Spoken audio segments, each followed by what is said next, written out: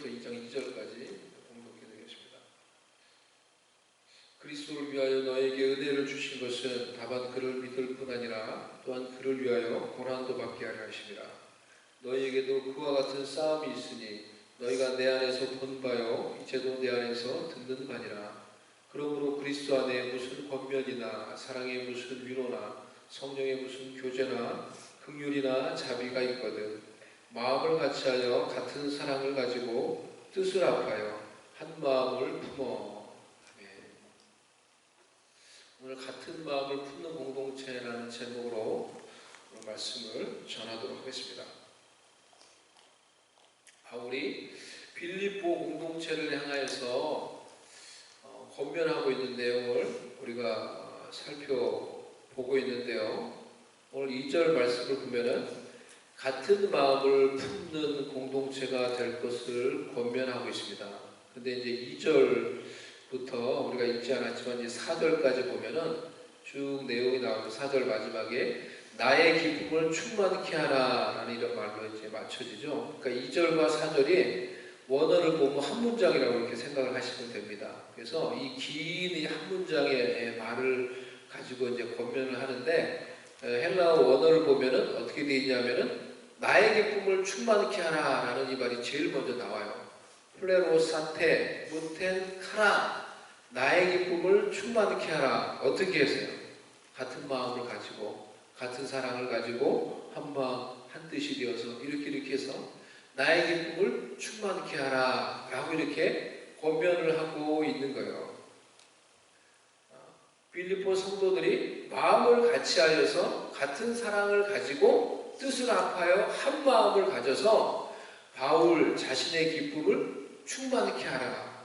그 기쁨을 완성케 하라 라는 그런 권면인 것입니다. 바울은 이미 자신이 목양했던 이 빌립보 성도들을 생각할 때 이들을 향한 감사의 마음 또 이들을 생각할 때 기뻐하는 그런 마음이 바울에게 있었어요. 그래서 3절 말씀을 보면은 내가 너희를 생각할 때마다 나의 하나님께 감사하며 이렇게 말하고 있어요. 그들을 생각할 때 빌립보 성도들을 생각할 때 바울의 마음이 하나님께 참 감사하고 기쁜 마음이 있었다라는 거예요. 그런데 그 기쁨이 충만한 것은 아니었다는 거예요. 그 기쁨이 충만해지고 완전한 그런 기쁨은 아니었다는 거예요. 그래서 빌립보 성도들이 영적으로 마음으로 하나가 될 때 이 바울의 이 기쁨이 더 충만해지며 완성된다라는 것입니다. 이것을 우리에게 생각을 해보면은 우리도 성도로서 하나님을 믿는 개인으로서 우리가 가지는 기쁨과 감사가 있을 수 있습니다. 기쁨과 감사가 있죠. 우리의 삶을 돌아볼 때 감사할 일, 기쁜 일들 있잖아요. 하지만 성도들이 공동체를 통해서 관계를 통해서 마음으로 영적으로 하나됨을 가지게 될 때 그 하나됨을 누리게 될 때 그 기쁨이 충만해진다는 거예요. 우리가 얻을 수 있는 기쁨이 충만해지고 온전해진다라는 거예요. 그런 온전해진 충만해진 기쁨을 우리의 삶 가운데 얻고 누릴 수 있게 된다는 거예요. 그러니까 관계 가운데 한 마음이 되고 하나가 되는 것이 참 중요하다는 것입니다. 영적인 아비와 같았던 이 바울이 볼 때 빌립보 성도들이 그들을 생각할 때 기쁜 것이 있었지만은 여전히 그들 가운데 어떤 그런 이 어려움들이 있었어요. 마음이 나누어지고 어떤 분쟁이 있었고 어떤 분쟁 같은 것이 있고 그런 것들이 있었다는 거예요.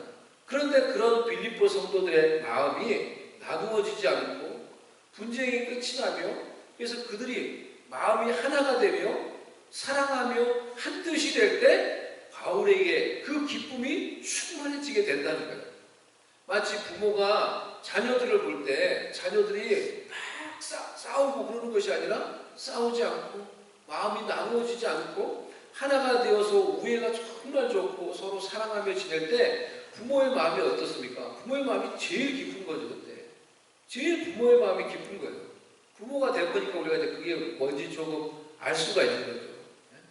이번에도 제가 한국을 갔는데 이제 우리 어머님은 이제 가족도 만나고 참 얼마나 좋은 시간이었는지 몰라요. 형 집에 이제 오기 전에 형 집에 갔는데, 예, 형은 그래서 저하고 이제 안방에서 이제 저하고 어머니하고 들어가서 자라는데, 어머니는 자꾸 나하고 형하고 안방에 들어가서 자라는 거예요. 자기가 밖에서 잘 테니까 저하고 형하고 방에 들어가 자라는 거예요. 방에 같이 들어가 자면서 같이 얘기도 좀 나누고 못다한 이야기도 나누고 좀 그러라는 거예요. 뭐 우리 사이 별로 지금 문제가 없는데 어머니가 볼 때는 더 형제간에 더 우애를 나누고 그러는 걸 원하셔서 그런지 자꾸 둘이 들어가서 막 다 큰 어른 둘인데 다 둘이 들어가서 같이 자라는 거예요. 같이 자면서 얘기도 나누고 좀 그러면서. 그러니까 부모님 마음은 이제 그런 거예요. 형제들이 자신의 자녀들이 더 우애가 좋고 더 이렇게 잘 지내는 걸 볼 때 마음이 기쁜 거죠. 영적 아비인 바울의 마음이 그랬듯이 하나님 아버지가 보시기에도 하나님의 자녀가 된 성도들이 나누어지지 않고 서로 같은 마음을 품고 사랑하며 한 마음 한 뜻이 되어 살아갈 때 하나님 아버지의 마음도 그와 같이 기쁜 거예요. 그리고 우리 가운데도 어떤 온전한 기쁨을 누리게 되는 것입니다. 헬라 원문을 이렇게 보면은, 그래서 우리가 읽은 이 2절, 한글로 읽은 이 2절의 말씀을 보면은, 이 말씀은 마음을 같이하여 라는 이 주가 되는 이 동사가 있고, 그리고 이 보조 구문에 해당되는 표현들이 계속 나와요. 같은 사랑을 가지고, 뜻을 합하여, 한 마음을 가지고, 라는 이런 비슷비슷한 표현들이 반복해서 계속 나오고 있는 어떤 그런 구문들로 이렇게 합해져 있는 문장입니다. 그러니까 성도 공동체가 같은 마음을 가지는 것이 우리 하나님 아버지께서 기뻐하시는 우리가 해야 될 중요한 일이며, 또한 그것이 우리에게 영적인 온전한 기쁨을 준다는 거예요. 우리의 삶 가운데, 우리의 관계 가운데. 하지만 교회 공동체가 또 관계 가운데 같은 마음을 가지는 것이 말이 쉽지 그것이 쉬운 일인가요? 쉬운 일이 아닙니다.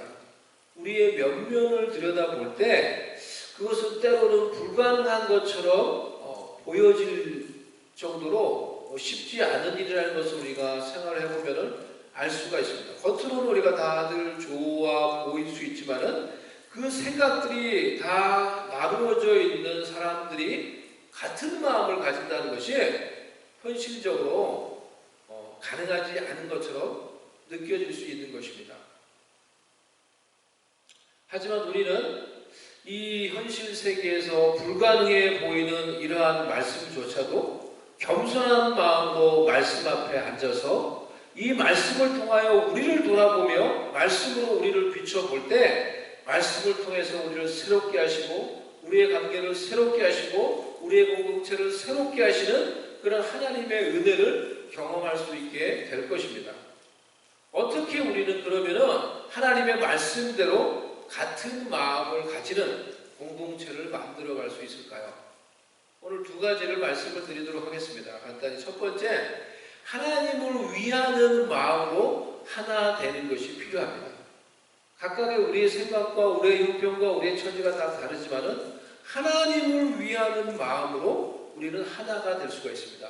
자녀가 마치 부모를 정말 사랑하면은 각자의 그 형편과 처지와 모양과 생각이 다 다르다고 하더라도 자신이 위하는 그 부모를 위하는 마음으로 하나가 될 수가 있는 것이죠. 그래서 부모를 사랑하는 자녀들이 함께 모이면은 그 생각과 모양과 처지가 다 다르지만은 그들이 사랑하는 부모를 위해서 마음으로 하나가 될 수가 있는 거예요. 그래서 부모를 중심으로 모이며 부모가 원하는 기뻐하는 방식으로 모여서 함께 형제간의 우애를 나누며 기쁨과 사랑의 교제를 나눌 수 있는 것이죠. 그 가운데 어떤 기쁨이 있는 거예요. 이번에도 그래서 제가 우리 가족들을 만나서 그런 시간들을 보냈는데요. 저희 형 가정이 이제 왔어요. 제가 이제 어머니 집 안산에 오고 또 이제 우리 동생 가정도 와서 같이 저녁에 식사를 하고 그리고 이제 동생 집에 가서 이제 잠시 모이는 그런 시간을 가졌어요. 새로 이제 이사 간 집을 가 집이 아주 좋더라고요. 이 아파트인데 아주 넓고 집이 새로 이사했는데 너무 좋더라고요. 거기 모여서 한두 시간 이렇게 서로 이렇게 이야기하는 시간을 가졌는데, 그러니까 마음이 참 이제 기쁜 거예요.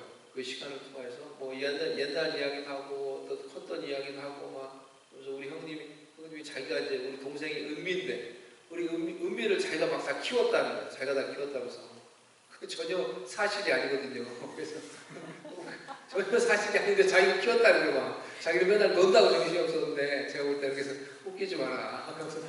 내가 다 키웠지. 형은 맨날 나가 놀고 내가 저 7살 차인데 우리 어린 동생이 죽고 그 아이를 데리고 시키고 키운 거예요. 저 7살 나는 동생 아기를 그때 한두 살이었죠. 한두 살, 한 살, 두 살이었는데 그 아기를 저는 그래도 9살이었으니까 어머니가 일하고 나가면은 이제 어머니하고 일하고 나가면 걔 다 기저귀 갈아주고 업어 키우고 근데 자기가 키웠대 막 보세요.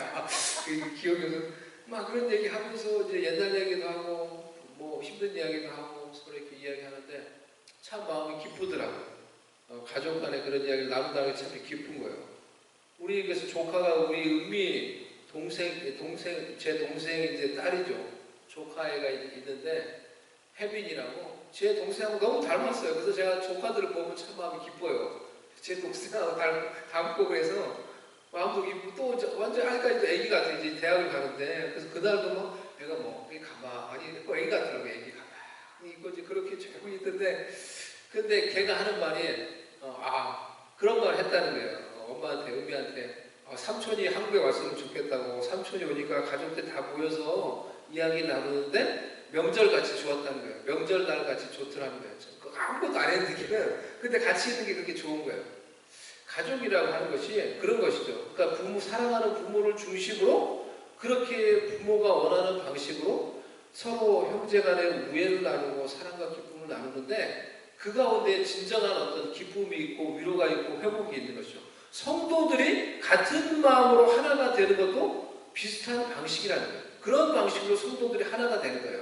하나님의 자녀인 성도들이 하나님 아버지를 진정으로 사랑한다면 하나님께서 기뻐하는 방식으로 함께 모여서 서로 교제하며 위해주며 하나 되는 마음을 지켜갈 수가 있는 것입니다. 그 가운데 하나님이 주시는 영적인 교제 가운데 하나님의 자녀들이 얻게 되는 기쁨이 있게 된다는 것입니다. 하지만 우리의 현실의 어떤 이 관계들, 우리의 삶을 생각을 해보면은 이와 상반되게 우리의 관계나 우리의 현실은 너무나 많이 깨어져 있고 비뚤어져 있는 경우를 너무나 많이 보게 됩니다. 교회에서도 그렇고 우리의 관계를 돌아볼 때도 우리의 주변을 돌아볼 때도 오히려 그 전혀 엮이는 것 같은 어떤 깨어진 그런 모습들을 너무나 자주 보게 되는 것이죠. 그것의 중심에는 우리의 이기심과 인간의 이기심이 들어있는 것입니다.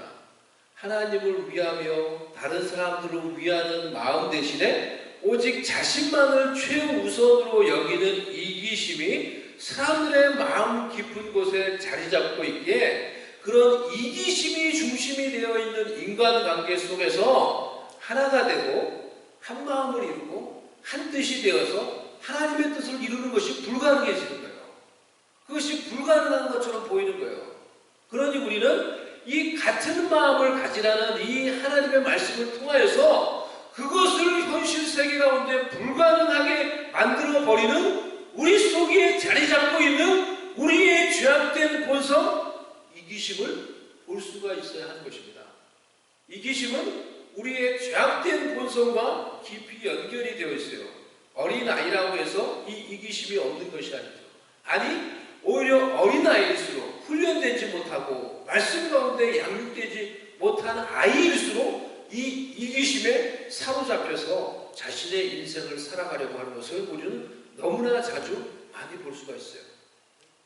이기심에 사로잡혀서 살아가는 사람들에게는 하나님을 위하는 마음이 없어요. 제가 말한 이 하나님 아버지를 위하는 마음이 없어요. 다른 사람들을 위하는 마음도 별로 없어요. 있다고 해도 그것이 그들의 1차 우선순위가 되지 못합니다. 그들의 1차 우선순위가 오직 자신을 위하는 이기심이기에 다른 것들은 중요한 것이 되어버리지 못하는 거예요. 관계 속에서. 그래서 그들의 관계를 맺는 방식은 그들은 사람들이 관계를 맺는 방식은 나와 너의 하나의 사람과 사람으로서 하나의 인격과 인격으로서 나와 너의 인간관계를 맺는 것이 아니라 나와 그것의 관계를 맺는 거예요. 유명한 기독교 철학자인 마틴 부버가 그런 말을 했죠. 그래서 인간관계 속에서 나와 너로서 온전한 사람과 사람으로서 관계를 맺는 게 아니라 인간관계를 나와 그리고는 나의 목적을 이루기 위해서 이용하려고 하는 그것이 있는 거예요. 나와 그것. 그와 같은 방식으로 얼마나 많은 사람들이 관계를 맺어요. I am it, I am you가 아니라 I am it이에요. 모든 관계를 자신의 유익과 목적을 위해서 이용하려고 하는 나와 그것의 관계가 되어버리고 말기에 그런 이기적인 관계 속에서 하나님이 기뻐하시는 뜻과 하나님이 주시는 진정한 기쁨과 행복이 있을 수가 없는 거예요. 그것이 불가능해지는 거예요. 여러분의 관계는 어떻습니까? 우리의 관계를 생각해보세요. 여러분이 맺고 있는 관계를 생각을 해보세요. 정직하게 곰곰이. 여러분은 어떤 인간관계를 맺고 있습니까? 어떻게 여러분의 인간관계를 맺습니까? 요한일서 3장 18절 자녀들아 우리가 말과 혀로만 사랑하지 말고 행함과 진실함으로 하자. 진실함과 진실함이 만나는 서로를 향한 순수한 사랑의 마음이 만나는 나와 너의 관계를 맺고 있습니까? 겉으로는 그냥 좋아 보여도 모든 것을 나를 위해서 내가 중심이 되어서 때로는 이용하려고 하고 어떤 목적을 이루려고 하는 그런 나와 그것에 관계를 맺고 있습니까? 우리의 마음을 돌아보는 게 필요해요. 우리의 이 깊은 내면을 돌아보고 나를 먼저 돌아보는 것이 필요해요. 이번에 제가 한국 여행을 가서 이제 제가 생각하고 느꼈던 것이 바로 이제 이 진실함의 가치와 능력이었던 것 같아요. 저는 사실은 뭐 가기 전에는 그런 생각도 많이 했는데 경치 좋은 곳에 가서 여행하거나 그러지 않았습니다. 그럴 시간이 없었어요, 제가. 그런 것도 했으면 좋았을 텐데 그런 거 할 시간이 없었어요. 대부분의 시간을 사람들을 만나는데 다 썼어요. 저는. 가족들, 형제, 친지들, 친구들, 함께 사역했던 동역자들을 만나는데 대부분의 저희 시간을 다 썼어요. 어쩌다 보니까 그렇게 하다 보니까 너무나 바쁜 거예요. 무척이나 바쁜 하루하루의 삶을 살았는데 그러니까 내가 만나고 싶은 사람들을 만났어요. 내가 만나고 싶은 사람들. 근데 내가 만난 사람들과의 그 만남을 통해서 따뜻함과 위로와 기쁨을 얻을 수 있는 그런 회복의 시간이 되었어요. 아주 바빴지만 그 만남이 저에게 무언가를 다시 회복하게 하는 어떤 마음이 따뜻해지게 하는 그런 시간들이 되었어요. 그 사람들과의 만남이 그리고 서로에게 기쁨과 회복을 줄 수 있었던 것은 우리의 대부분의 만남 속에 진실함이라고 하는 추억을 공유할 수가 있었기 때문이었어요. 제가 생각을 해보니까 내가 만난 그 모든 만남은 내가 만나고 싶은 사람을 만난 건데 그 만남에는 우리의 이 만남 속에 진실함이라고 하는 추억이 다 공유되고 있는 거예요. 제가 만난 대부분의 사람들은 저와 진실한 추억을 공유했던 사람들이었어요. 가족들, 친구들, 사역자들. 거기에는 기뻤었던 일, 슬펐었던 일, 힘들고 고단했던 일, 여러 가지 일들이 다 있었지만은 인생의 한순간을 나와 함께 했던 중요한 순간들 속에서 진실한 추억들을 함께 했던 사람들이었어요. 그런 친구들을, 그런 사람들을 내가 다시 만나서 그런 진실한 추억의 연장선상 속에서 진실한 마음으로 대화를 나누는 가운데 회복이 있는 거예요. 잠시 만나는데도 치유가 있고 기쁨이 있는 거예요. 내 가운데 하나님 주신 어떤 그 따뜻함이 있는 거예요. 우리의 마음과 인간관계 속에 얼마나 많이 우리는 이런 진실함을 잃어버리고 살아가고 있는 것입니까?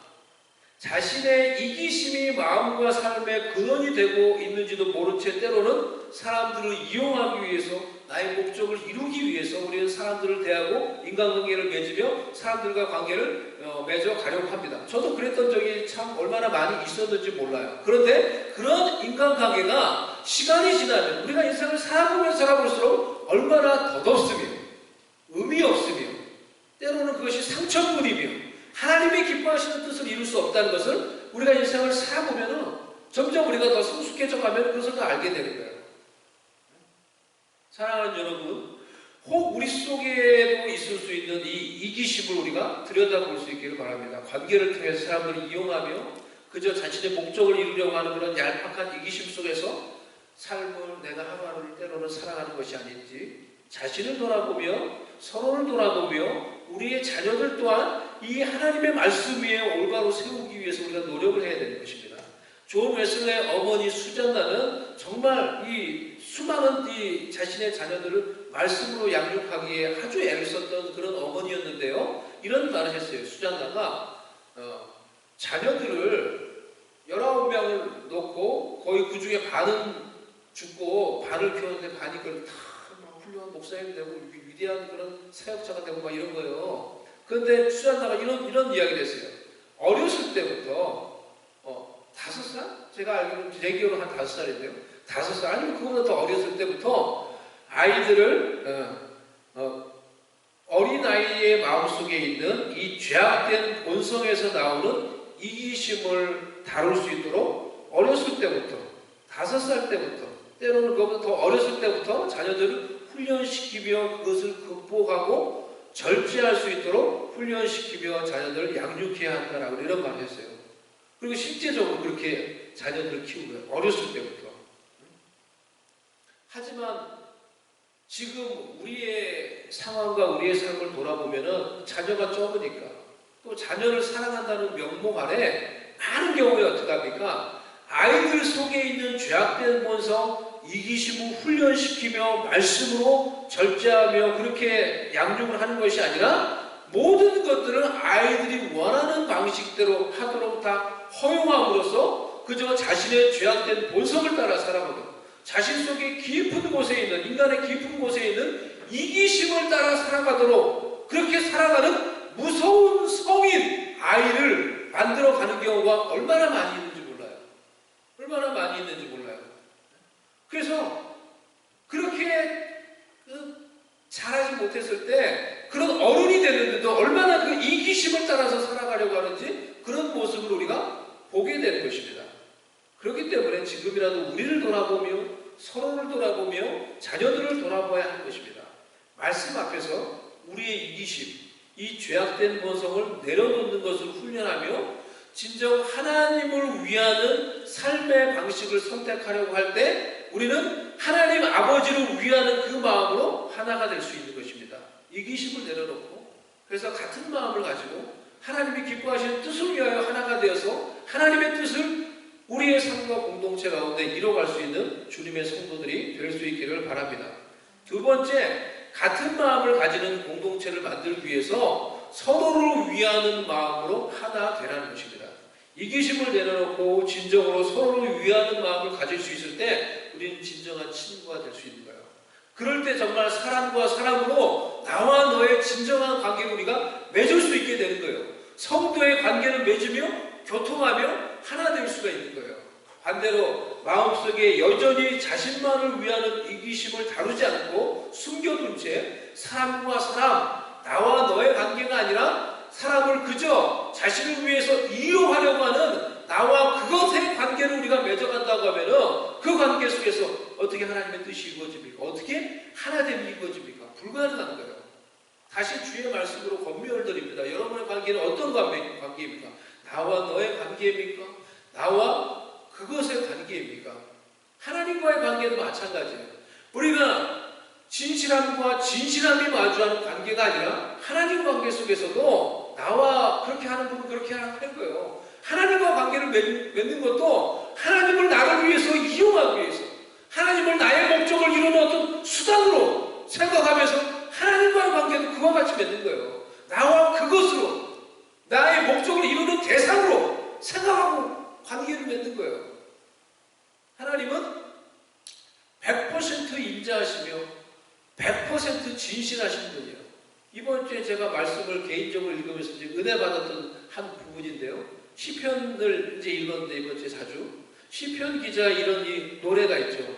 하늘에 하나님의 인자하심이 가득하고 궁창에 하늘에 하나님의 진실하심이 가득하다. 이런 고백들이 많이 나오는데, 그래서 이 말씀을 제가 생각하고 묵상을 했어요.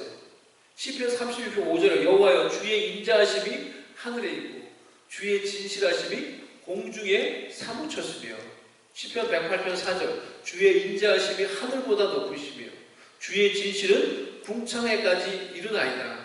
시편 91편 4절 그가 너를 그의 깃으로 덮으시리니 내가 그의 날개 아래에 피하리로다. 그의 진실함은 방패와 손방패가 되시나니. 하나님은 100% 진실하시다는 거예요. 페이스풀하다는 거예요. 그리고 그분의 그 진실하심이 우리를 보호한다는 거예요. 그분의 그 진실하심이 우리에게 방패가 되고 손방패가 되어서 우리를 보호한다는 거예요. 그런데 우리가 하나님과의 관계에서도 진실하지 못하며 그저 자신을 포장하고 자신을 그저 좋게 보이려고 하고 그럴듯하게 보이려고 하는데 그냥 급급하다고 하면은 우리의 삶 가운데 하나님이 주시는 은혜, 진정한 하나님의 인자하심을 맛볼 수가 없어요. 우리가 하나님 앞에서, 그 진실하신 하나님 앞에서 우리도 진실된 모습으로, 겸손하고 솔직한 모습으로 우리 자신을 표현하며 그 진실한 모습으로 나아가면은 진실하신 하나님이 우리를 보호해 주시고 하나님의 인자하심의 은혜를 맛볼 수 있게 해줘요. 하나님은 우리가 진실하신 하나님 앞에 숨김이 없는 진실한 모습으로 하나님 앞에 나오기를, 그렇게 서기를 원하는 것입니다. 사람들 앞에서 그럴듯하게 보이고 그저 어떤 이 포장되어 있는 그런 모습으로 나오는 것이 아니라 진실한 마음으로 말하며 고백하며 그렇게 하나님 앞에 또 사람 앞에서도 그렇게 서기를 원하는 거예요. 세리의 고백처럼 주여 저는 죄인입니다 라는 그런 진실한 마음으로 하나님 앞에 나올 때 그 하늘에 가득한 하나님의 인자하심이 무엇인지 그것이 우리를 덮는 것을 우리가 경험을 하게 되는 거예요. 그런데 사람들 앞에서 늘 자신을 꾸미며 그럴듯하게 보이는데 익숙해져 있는 소위 성숙한 교양 있는 사람들이 이제 하나님 앞에서조차도 자신을 꾸미는 거예요. 자신을 그럴듯한 사람인 것처럼 진실되지 못한 모습으로 나오려고 할 때 우리에게 베푸시는 그 하나님의 인자하심이 무엇인지, 우리에게 베푸시는 그 복음의 은혜가 무엇인지 경험하지 못하는 거예요. 하나님의 그 진정한 은혜를 경험하지 못하고 계속 꾸미는 가식된 모습으로 살아가니까 바리새인 같은 신앙생활을 하는 거예요. 은혜가 없는 바리새인 같은 자신의 의를 가지고 살아가는 신앙생활을 하는 것이 되어버리고 마는 것입니다. 사람들을 대할 때도 진실함과 진실함이 마주대할 수 있는 그런 관계를 맺어갈 수 있기를 축복합니다. 자신의 이기심을 내려놓고 서로를 위하는 진실함을 가지고 사람을 대할 때 우리는 서로를 위하는 마음으로 하나가 될 수 있다는 거예요. 서로를 위하는 그 진실한 마음은 때로는 그것이 투박하며 상처를 줄 수 있고 다듬어지지 않았다고 하더라도 서로를 위하는 진실함이 있기에 그것은 안전하며 평안하며 그 속에서 우리는 진정한 위로와 기쁨을 얻을 수가 있게 되는 것입니다. 세상 어디에 여러분 이런 진실함이 있습니까? 네? 세상 어떤 관계에 여러분 진실한 관계가 있어요. 다들 보면은 이용해 먹으려고 하고 어떤 목적을 이루려고 하고 속여 먹으려고 하고 이용하려고 하고 좀만 기회가 되면 상대방을 무시하고 깔아넘기고, 그런데 안달이 나 있는 것 같은 그런 악한 세상과 관계 속에서 어떤 진실함이 있고 거기서 어떤 우리가 진정한 위로와 치유와 회복을 받을 수가 있어요.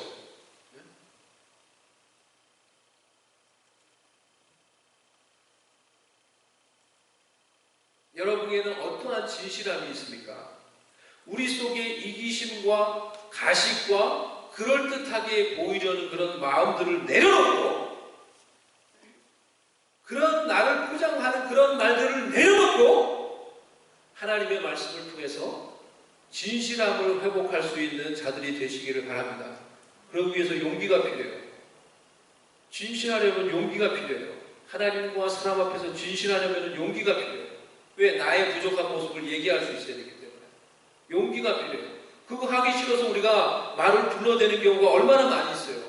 사람들 앞에서 여러분 그럴듯하게 말을 바꾸는 경우가 얼마나 많이 있어요. 그러지 않아요? 얼마나 많이 그런지 몰라요.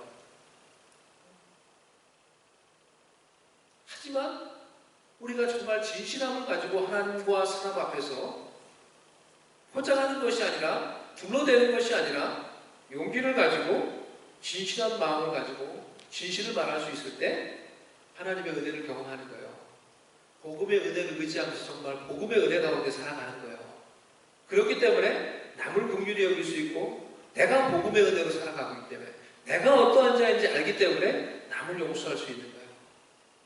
그 복음의 은혜를 경험하지 못하니까 용서하지 못해요. 우리가 내가 진실하지 못하니까 복음의 은혜가 무엇인지 모르니까 내가 어떠한 죄인인지 모르니까 다른 사람을 용서하지 못해요.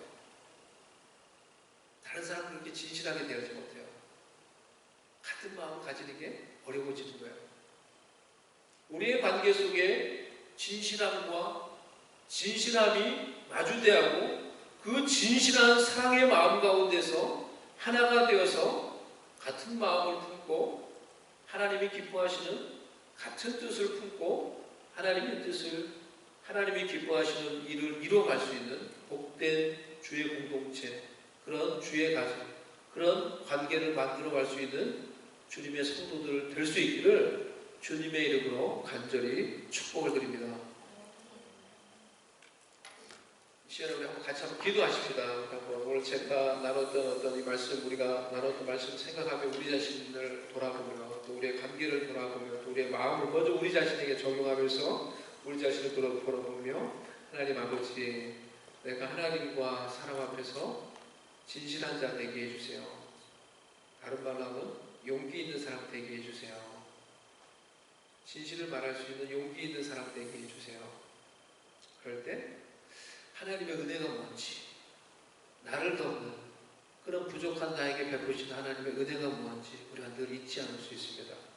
그 은혜 가운데 살게 되고 그 인자하신 가운데 살게 되고, 그렇기 때문에 다른 사람 또한 진실하게 주의 은혜와 사랑 우리가 대할 수 있는 여지가 생기기 시작합니다. 하나님 아버지, 주님 앞에서 사람 앞에서 진실함으로 말하며 고백하며 그렇게 사랑을 대할 수 있는, 그렇게 하나님 앞에 설 수 있는 그런 사람 되게 해주셔서 주의 은혜 가운데 살아가는 사람 되며 공동체 될 수 있도록 하나님의 뜻을 이룰 수 있게 되고, 잠시 한번 전에 기도하도록 하겠습니다.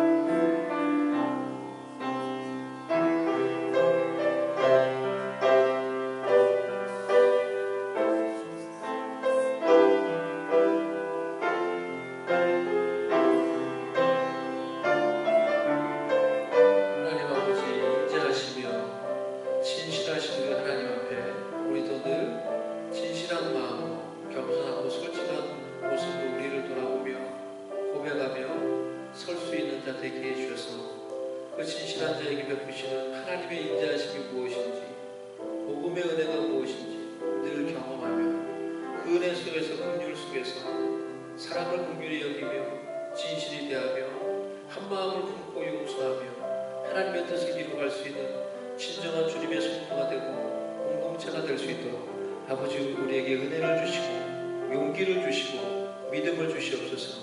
하나님의 은혜 가운데에서 우리를 새롭게 하시며 회복시키시는 하나님의 은혜를 경험하는 우리 모두 되도록 은혜를 더해 주시옵소서. 예수님의 이름으로 기도드리옵나이다. 아멘.